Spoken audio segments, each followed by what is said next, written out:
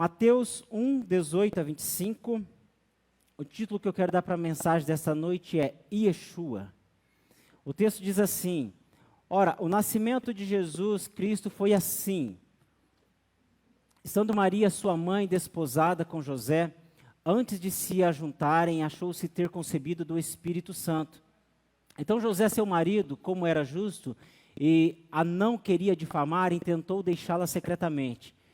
E projetando ele isso, eis que em sonho lhe apareceu um anjo do Senhor dizendo: José, filho de Davi, não temas receber a Maria, tua mulher, porque o que nela está gerado é do Espírito Santo.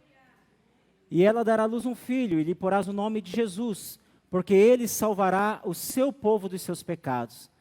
Tudo isso aconteceu para que se cumprisse o que foi dito da parte do Senhor pelo profeta, que diz: Eis que a virgem conceberá e dará à luz um filho, e ele será chamado pelo nome de Emanuel, e Emanuel traduzido é Deus conosco. E José, despertando do sonho, fez como o anjo do Senhor lhe ordenara, e recebeu a sua mulher, e não a conheceu até que deu à luz ao seu filho, o primogênito, e pôs-lhe o nome de Jesus. Amém?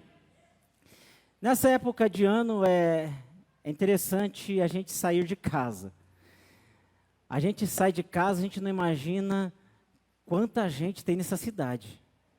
Misericórdia. Parece que se você decide ir para um parque, parece que a cidade inteira resolveu ir para o parque. Se você decide ir para o shopping, você percebe que parece que a cidade inteira está no shopping. Aí você pensa assim, não, eu vou num evento de Natal, num parque, tem ruas iluminadas, vai ter pouca gente, tem lugares que são pagos, não é todo mundo que vai, mas também está lotado de gente. Aí você pensa assim, não, mas está todo mundo falando em crise, está difícil. E daí você vai no centro e você percebe as lojas superlotadas. A rua 15 nem com sol de 35 graus espanta o povo. Parece que brota gente do chão. É tanta gente que tem gastando dinheiro. Tem gente gastando a primeira parcela do 10º do ano que vem. Porque já se endividou, já comprometeu a parcela do 10º do ano que vem.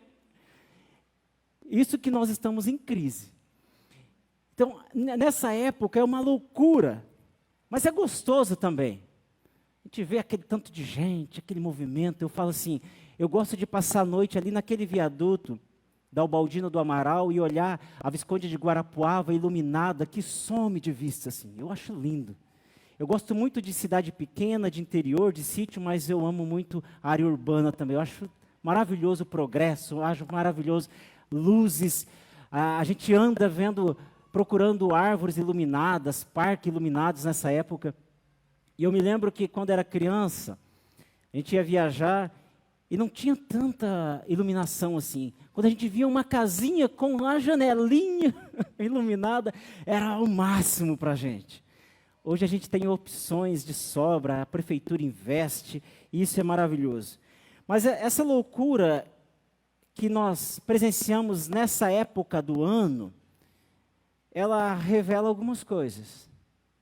Essa loucura revela que o ano passou rápido demais. Gente, eu era bem criancinha e eu ouvia falar assim, 1000 passarás, 2000 não chegarás. Aí chegou no de 99, aquela aflição toda. E eu lembro que eu era vendedor de boxe, de banheiro, tinha 14, 15 anos. Saía batendo de porta em porta, oferecendo boxe. Eu ia com o mostruário, batia, já possui boxe no seu banheiro? Eu tinha 14 anos, pensa, minha mãe deixava, eu rodava Curitiba e região metropolitana. E eu tinha um colega meu, mais ou menos da minha idade.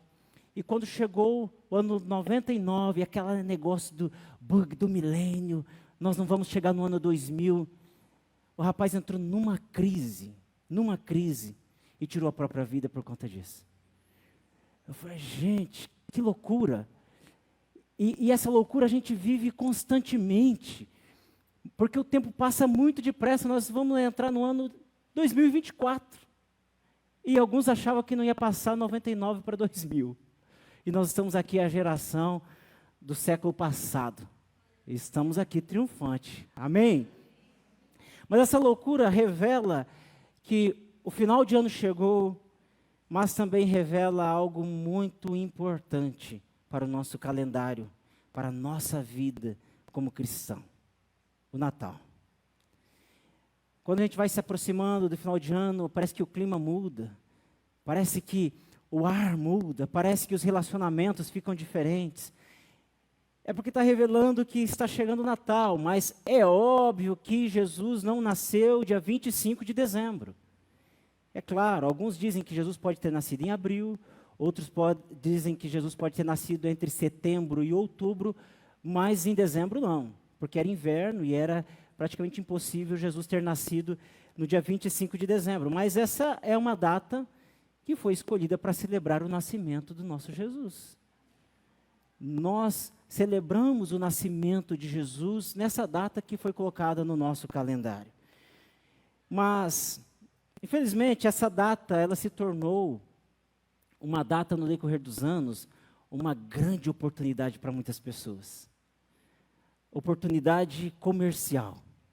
É tempo de presentes, de festa, de comida, de praia, de piscina, de parentada, de farofa, de frango assado, de porco. E recebe visita e visita gente, aquela bagunça toda gostosa, aquele tanto de gente, 20 pessoas na mesma casa com 3 quartos, aquela loucurada toda. É esse tempo. Mas essa data passou de uma data tão importante para os cristãos e para uma data comercial, oportunidade de obter lucro, oportunidade de ganhar dinheiro. E por isso que a gente vê pessoas vendendo tudo, vende até flor na esquina. Você entra em todos os lugares, nós somos levados a viver essa data comercial. É assim ou não é? É dessa forma, nós estamos inseridos. Mas nós cristãos somos diferentes, não é mesmo? Somos o povo de Deus. Mas ao mesmo tempo nós estamos neste mundo capitalista e inserido neste contexto, e nós somos levados junto com essa grande onda para o Natal comercial, para a festa, presentes, amigos secretos, comida, viagens, férias. Nós todos somos levados para esse mesma onda. E quando a gente não consegue fazer o que todo mundo faz, alguns ficam depressivos, tristes. Porque eu queria viajar, porque eu queria dar um presente melhor. Já viu o amigo secreto de família? Alguns assim chegam com um presente e falam: olha, me perdoe, eu queria dar uma coisa melhor, mas é que eu não pude. E está tudo bem. Mas às vezes a gente se culpa porque não consegue fazer tudo o que todo mundo está fazendo. É porque nós estamos inseridos e esse contexto, essa onda nos contaminou, mas isso não tem nada a ver com Jesus. A gente vê um São Nicolau em todos os comércios aí, um homem velho, barbudo, influenciado pela mídia. E a gente vai sendo levado por essa onda do São Nicolau. E não tem nada a ver com Jesus. O Natal é a celebração do nascimento de Cristo. Amém? E eu e você precisamos urgentemente resgatar o verdadeiro sentido do Natal nas nossas casas. Precisamos levar novamente esse ar, esse contexto de Natal para dentro do nosso lar. Tudo bem ter uma arvorezinha, umas luzinhas, umas bolinhas em casa. Tudo bem, mas entender que isso não é o Natal, não é o Jesus, mas isso faz parte. Mas lembrar que além de tudo isso, existe alguém maior que nós celebramos. Muito maior que uma data, muito maior que uma mesa farta, muito maior que presentes, muito maior que reunião de parentes. Nós celebramos o Jesus que nasceu, o nosso Salvador. E eu e você precisamos resgatar este verdadeiro sentido para a nossa vida. E esse texto que nós lemos, eu quero falar a respeito dele. Nos próximos 2 domingos eu quero continuar falando a respeito desse tema de Natal.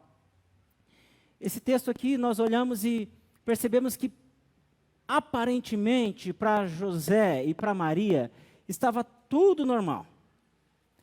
Aliás, o mundo da época estava tudo normal.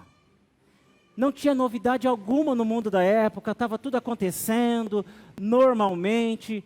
As pessoas se casavam, as pessoas sofriam.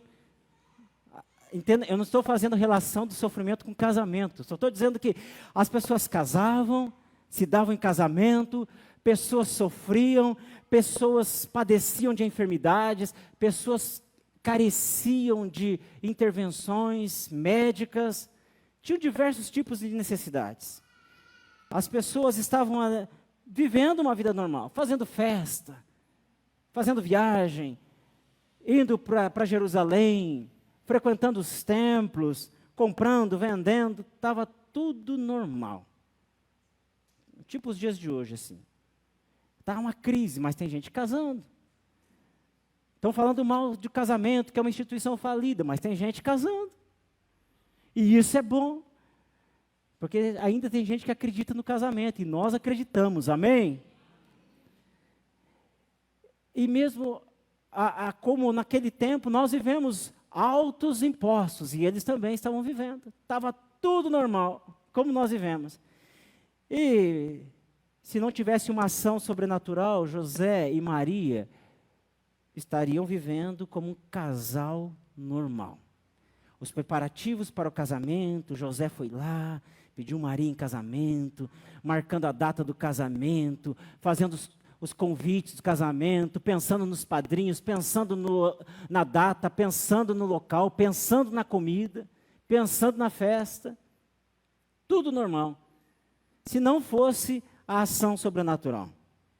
Porque para eles estava tudo normal, até que o anjo aparece para Maria e fala: salve agraciada, bendita és tu entre as mulheres.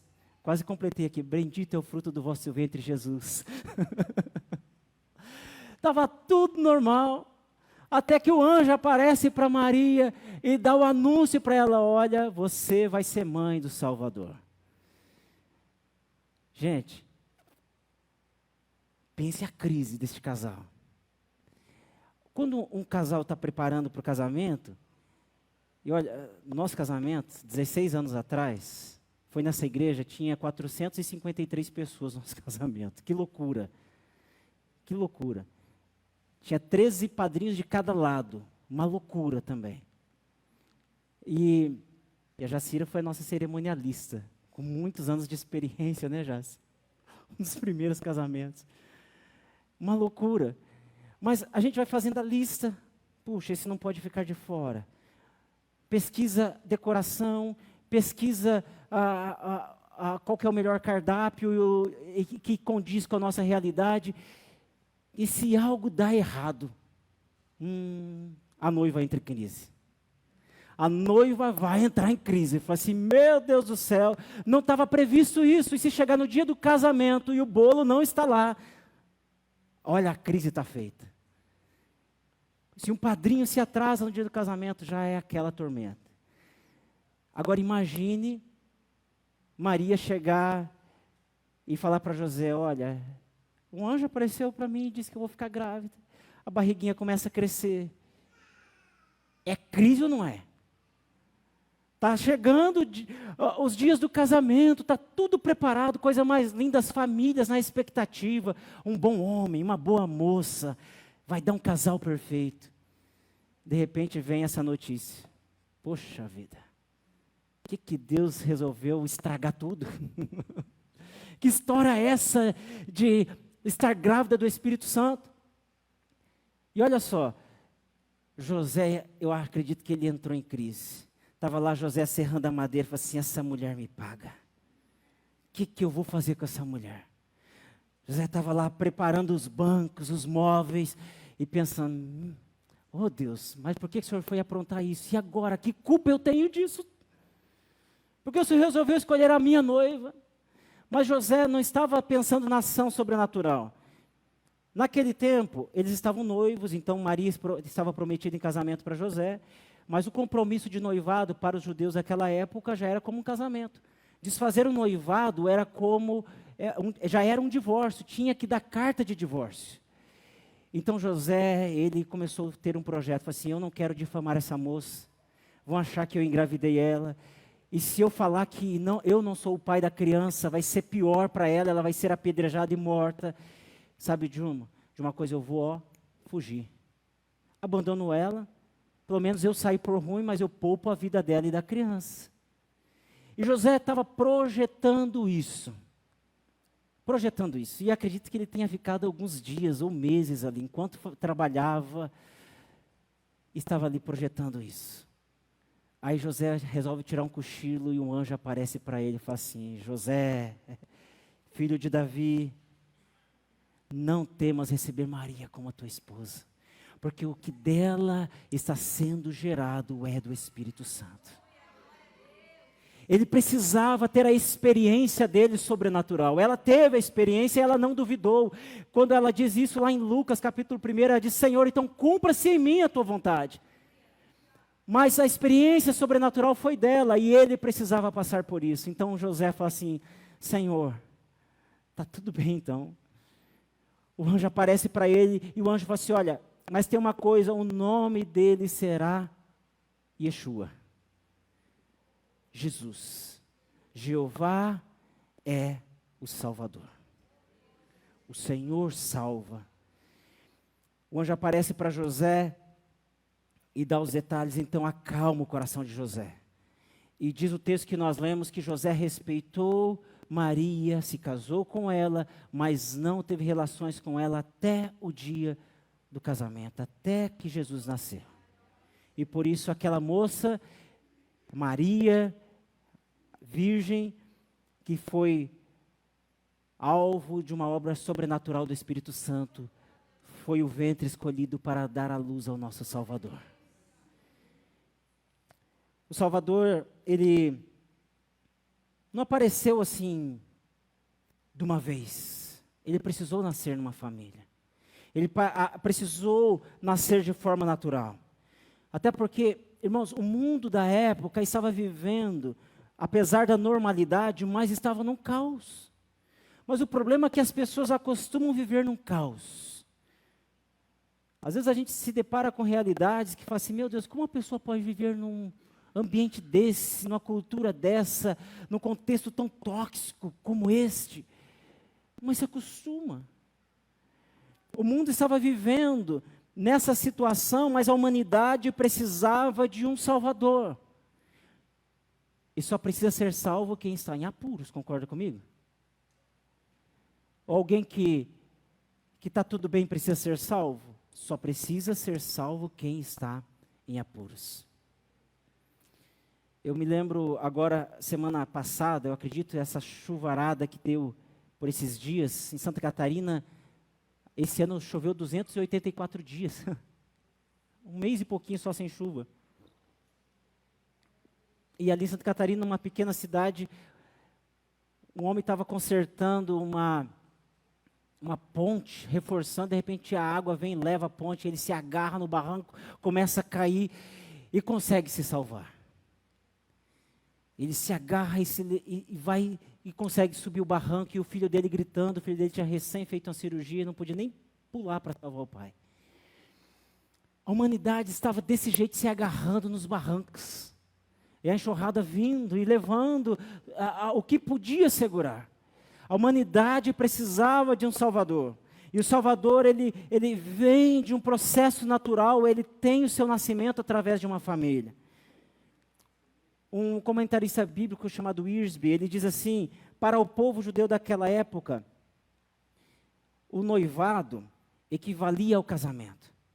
Então, quando José, ele tem Maria como a sua noiva, ele estava fazendo um compromisso, uma aliança com ela, ao mesmo tempo ele estava assumindo a função de ser pai do Salvador. Quando Mateus ele vai trazer a genealogia, aparece a genealogia de José, e ele fala assim: José, filho de Davi, porque isso daria legalidade a Jesus como o rei da linhagem de Davi, como prometido, como esperado. E quando ele fala que é o Emanuel, o Deus conosco, também ele traz a profecia de cumprimento de Isaías, capítulo 7, versículo 14, dizendo que o Senhor habitaria entre nós. Como o Gustavo disse, ele tabernaculou entre nós. daria legalidade à profecia de Isaías. Mas o propósito que Jesus veio a este mundo está revelado no seu próprio nome. O nome de Jesus, Yeshua, é o mesmo nome Josué, o Senhor salva, ou Jeová salva, que depois era Yeshua, que é Josué, depois vai passando com o tempo, começa a derivar Yeshua, Jeová irá te salvar, ou Yeshua, ou Jeová, que é o Senhor salva, o Senhor é a salvação. No tempo de Jesus existiam muitas crianças chamadas Jesus, mas o que dá diferença em Jesus é que ele não é só Jesus, ele é Jesus, o Cristo, o Messias, o ungido, o esperado. E esse nome vai ser um nome que vai sendo fixado todas as vezes que as pessoas começam a falar de Jesus. E no decorrer da história a gente vai ver que Jesus, ele veio para cumprir este propósito. O Deus que nasceu numa família e habitou no meio do seu povo. E este é o propósito carregado no próprio nome, ele salva. Sabe por quê, irmãos? Esse texto nos revela uma coisa. Essa história nos revela que a humanidade pode ter muito conhecimento. A humanidade pode ter a tecnologia mais avançada. A ciência pode se multiplicar. A humanidade pode ter recursos infindáveis. Mas nunca vai conseguir produzir um Salvador. A humanidade pode conseguir construir um robô, como nós vemos, de vez em quando tem feira de robótica na Ásia, a gente vê aqueles robôs muito parecidos, androides, parecidos com humanos, mas nunca na sua inteligência o ser humano vai conseguir produzir um Salvador. Nunca conseguiu e nunca vai conseguir. Apareceram alguns homens na história dizendo ser o Messias, dizendo aquele que salvaria a humanidade, e esses homens pereceram. Mas precisou o próprio Deus vir a este mundo para nos salvar. O próprio Deus precisou vir a este mundo para nos salvar. Porque nós somos incapazes de nos salvarmos. Nós somos incapazes de nos livrarmos dos nossos próprios pecados. Nós somos incapazes de purificar a nossa própria alma, de arrancar o peso do pecado que está sobre a nossa vida. Esse texto nos revela que nós não podemos fazer nada para nos livrarmos do pecado.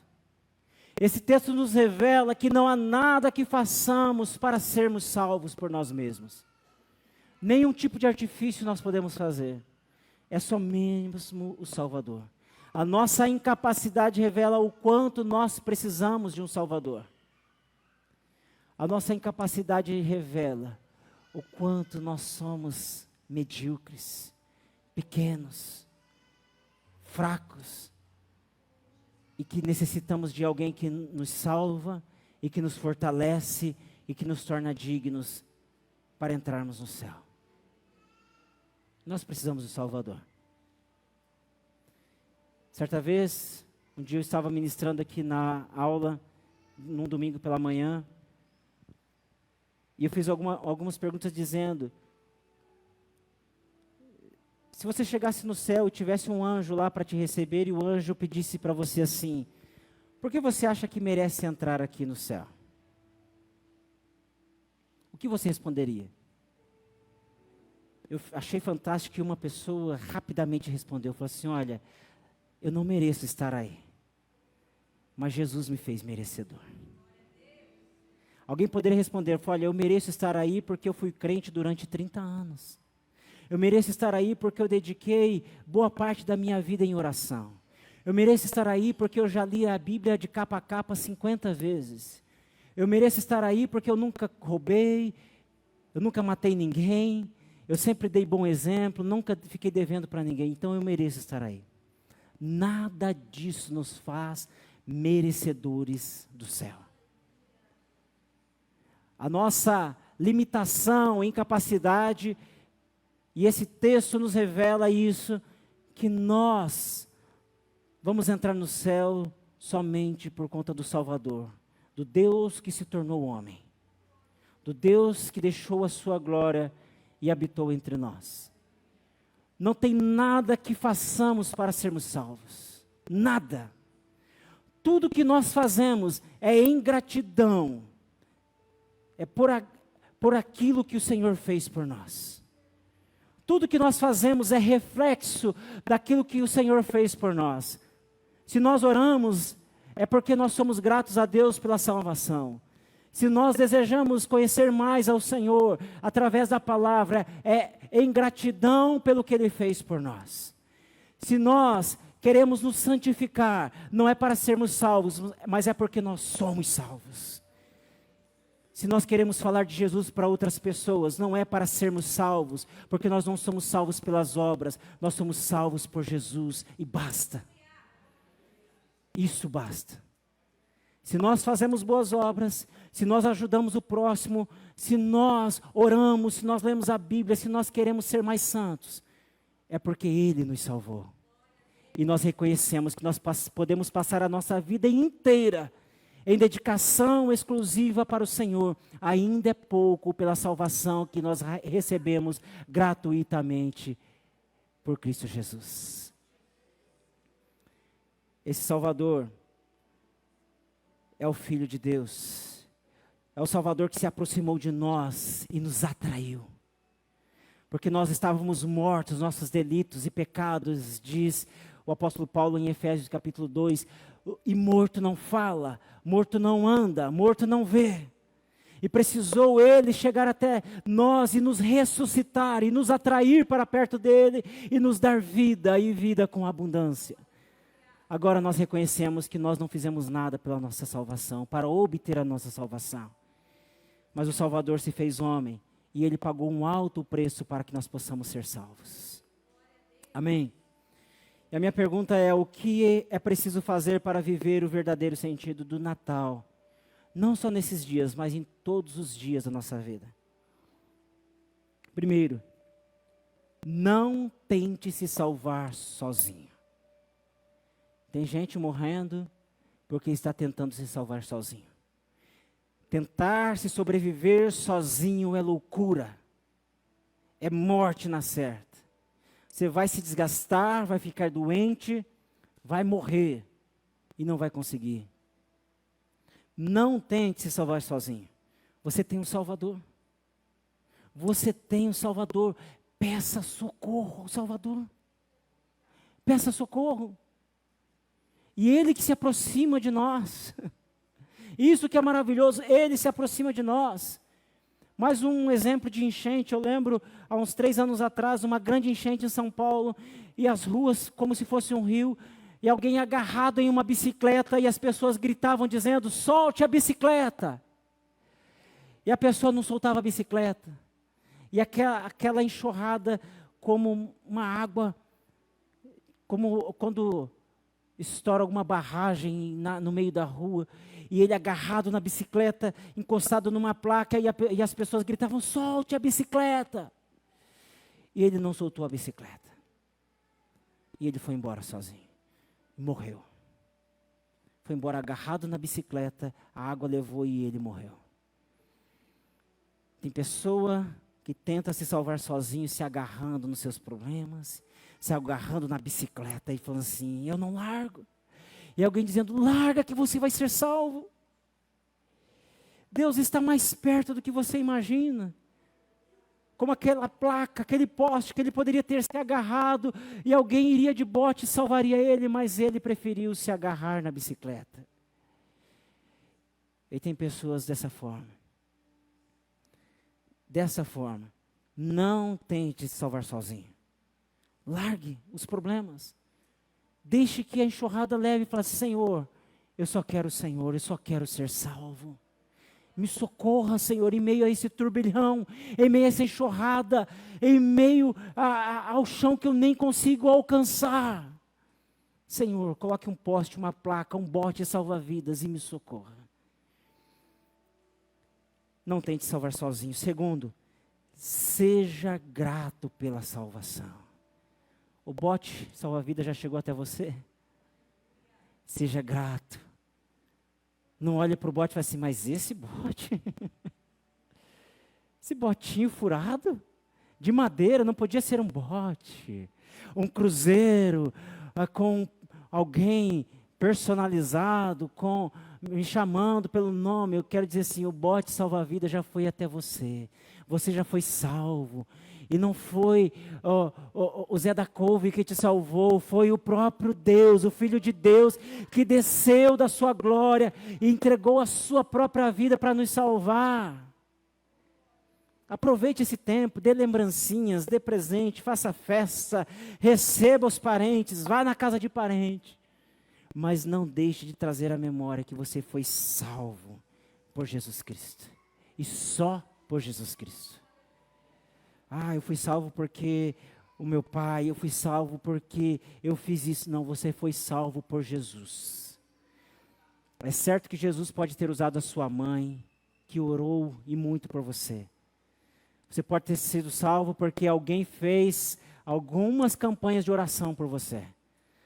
Levantou pela madrugada por você, pagou um alto preço por você. Mas a salvação foi por meio de Jesus. Jesus foi quem te salvou. E usou instrumentos dele. Porque Deus usa instrumentos. Assim como ele usou Maria para dar a luz ao Salvador, ele também usa pessoas para que seja o bote salva-vida, que vá até a pessoa e essa pessoa entra nesse bote. Para conduzir o bote até você. O bote é Jesus. Seja grato pela salvação. Terceiro, fale sobre Jesus em casa. Falamos sobre série, falamos sobre futebol, falamos sobre notícias, falamos sobre os irmãos, falamos sobre a igreja, falamos sobre o culto, sobre a liturgia, sobre as mudanças, sobre obra, sobre política, falamos sobre o ministro que foi nomeado agora, falamos de tudo.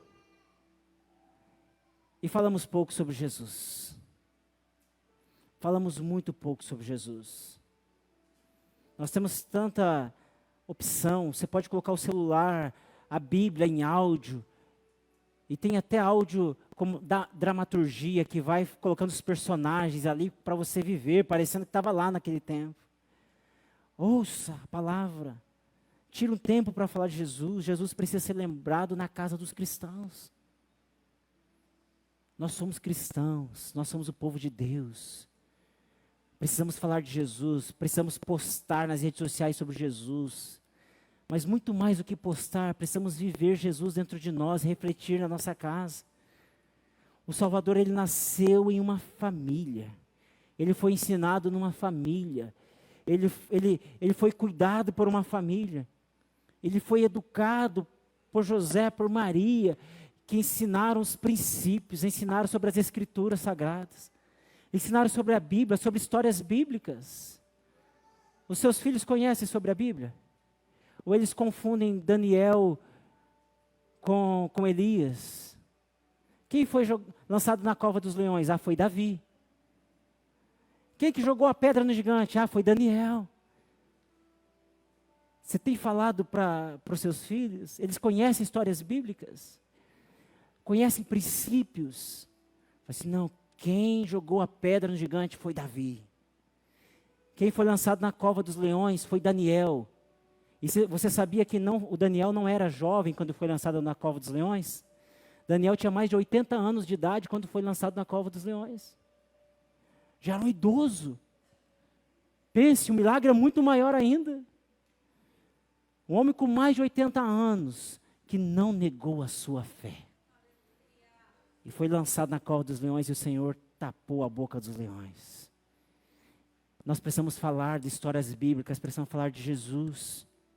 Jesus aprendeu princípios da palavra do Senhor. Ensine sobre Jesus na sua casa. Fale, filhos, senta aqui. Vamos falar um pouquinho. O que você aprendeu no encontro teen? O que você aprendeu lá no culto infantil? O que foi pregado na igreja? O que foi falado na célula? Eu acho fantástico a célula por causa disso. É discutido a mensagem de domingo e fixa melhor, e a gente vai digerindo, e vai conversando, e traz para casa, e eu falo, Sabia que lá na célula alguém falou isso. Uau, que legal. Nós precisamos viver Jesus na nossa casa. Amém? Não tente se salvar sozinho, seja grato pela salvação, fale sobre Jesus na sua casa.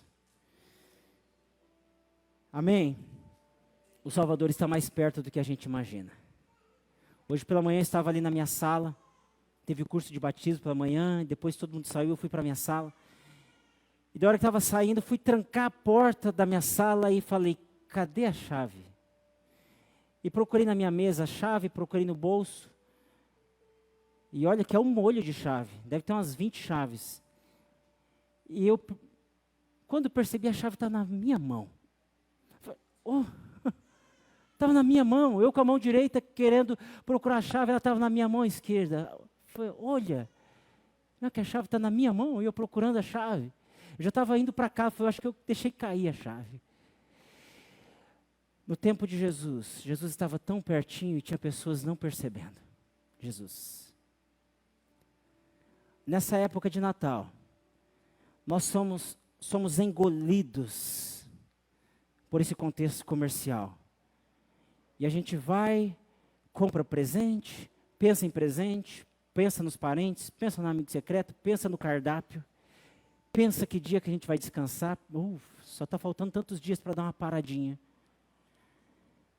E Jesus está tão pertinho, e a gente está procurando a chave para abrir a porta. Fala assim, eu preciso passar por essa porta.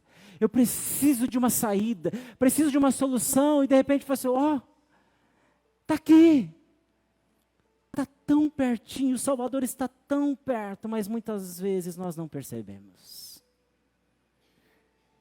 Que tal a gente dar uma respirada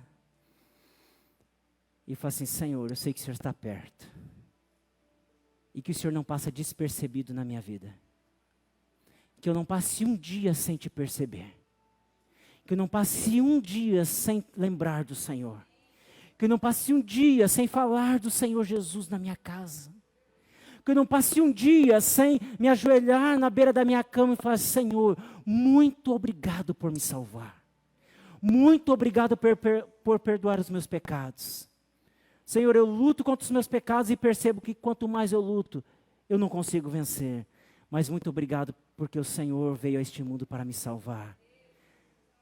O Deus conosco, o Emanuel, o Yeshua, o Jeová que salva, o Senhor que irá te salvar. Ele está presente entre nós. Amém? Quero convidar você a colocar-se em pé. Jesus. Amém? Vamos orar, agradecer ao Senhor por essa noite. Pai, te agradecemos por tudo que o Senhor tem feito. Obrigado pelos visitantes. Obrigado por todos que nos acompanharam pelas redes sociais. Obrigado pelos membros dessa igreja, pelos voluntários, por todos que dedicaram, trabalharam, Senhor. Que o Senhor abençoe a cada um, Senhor. Dê uma semana abençoada na Tua presença. Uma semana de paz, de alegria, de refrigério, de celebração. Uma semana, Deus, onde o Senhor seja o altar da nossa adoração, Pai. Em nome do Senhor Jesus, também leve cada um para a sua casa, protegido, Deus, e amparado pelo Senhor, guardado sob a tua potente mão, Senhor. Também dê uma noite tranquila, de um sono reparador, um sono abençoado, Senhor, e confortável. Em nome do Senhor Jesus, dê livramento, Deus, de morte. Dê, ó Pai amado, projetos realizados ainda neste restinho de ano, Senhor. Dê sonhos, ó Deus, transformados em realidades. Dê saúde, Senhor, dê cura. Expulsa todo espírito de enfermidade, de doença, Senhor. Em nome do Senhor Jesus, que a Tua graça seja sobre cada um, Senhor. Em nome do Senhor Jesus, nós te louvamos e te agradecemos. Amém. Amém. Meus amados e queridos irmãos e irmãs, que o grande amor do Eterno Pai, que a graça e a paz do nosso Senhor e Salvador Jesus Cristo, que as consolações e a comunhão do Espírito Santo de Deus estejam presentes na vida de cada um de vocês, e todos dizem amém. Deus abençoe a todos em nome do Senhor Jesus.